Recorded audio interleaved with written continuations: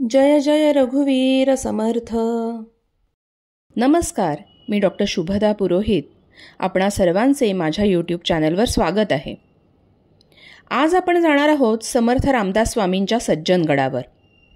पूर्वी हा किल्ला परळी किल्ला म्हणून ओळखला जात असे, परंतु शिवाजी महाराजांनी समर्थांसाठी या किल्ल्याचे नाव सज्जनगड असे ठेवले. शिवाजी महाराजांच्या विनंतीवरून समर्थ रामदास सज्जनगडावर कायमचे वास्तव्यास आले. राज्याभिषेकानंतर शिवाजीराजे सज्जनगडावर समर्थांच्या दर्शनास आले होते. तर अशा पवित्र सज्जनगडावर आपण आज मुक्काम करणार आहोत. आपण छत्रपती शिवाजी महाराज द्वाराकडे निघालो की आधी आपल्याला वाटेत समर्थांनी जे 11 मारुती स्थापन केले त्याच्या प्रतिकृती दिसतात.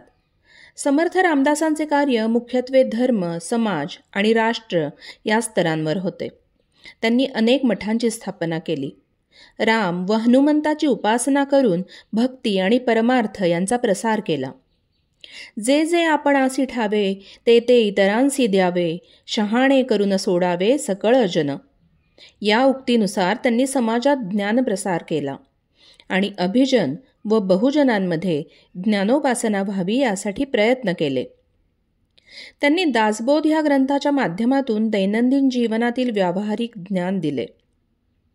शतकानुशतके परकीय अत्याचाराला बळी पडलेल्या समाजातील आत्मविश्वास जागृत करून राष्ट्रभक्ती निर्माण करणे हे त्यांचे मुख्य ध्येय होते. त्यांनी मनाचे श्लोक रचून मानसिक अनुशासन शिकविले. समर्थ रामदास सतत 12 वर्षे भारत भ्रमण करत होते. मठस्थापनेसाठी समर्थांनी निवडलेली सर्वच ठिकाणे नैसर्गिकदृष्ट्या अतिशय सुंदर आहेत. सह्याद्री पर्वतरांगेतील डोंगरमाथ्यावर वसलेला सज्जनगड निसर्ग सौंदर्यासाठीही ओळखला जातो. इथे मुक्काम करण्याचा अनुभव खूप छान असतो.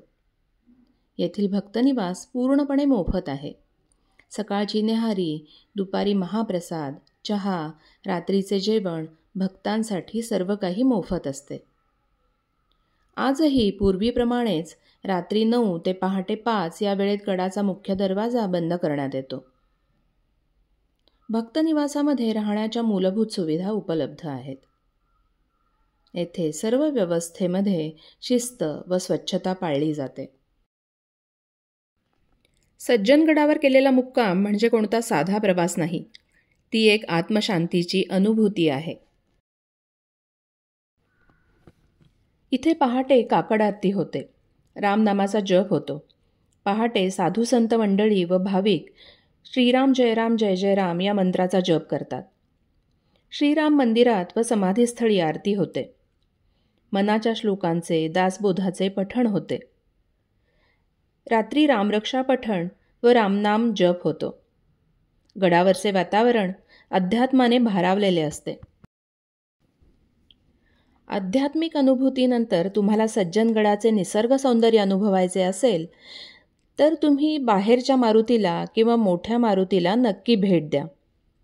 समर्थांनी स्वतः या मारुतीची स्थापना केलेली आहे. हे मंदिर सज्जनगडाच्या डोंगरकड्याच्या टोकाला आहे. या मंदिराकडे जाणारा रस्ता अतिशय सुंदर आहे. तुम्हाला जर फोटोग्राफी करायची असेल तर त्यासाठी हे ठिकाण अगदी योग्य आहे. शिवाय मनःशांतीचे काही क्षण तुम्हाला हवे असतील तर येथील नीरव शांततेत तुम्ही निवांत बसू शकता. रोजच्या धकाधकीच्या जीवनातून जर तुम्हाला 2 दिवसांची फुरसत मिळाली तर कास पठार, साळकेवाडी पठार, ठोसेघर धबधबा ही ठिकाणे एका दिवसात पाहून 1 दिवस तुम्ही सज्जनगडासाठी देऊ शकता. सज्जनगड हा फक्त साधा गड नाही, तो धैर्य, शक्ती आणि शौर्य यांची आठवण करून देणारा गड आहे.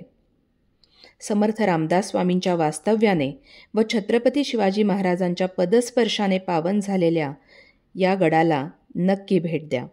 धन्यवाद.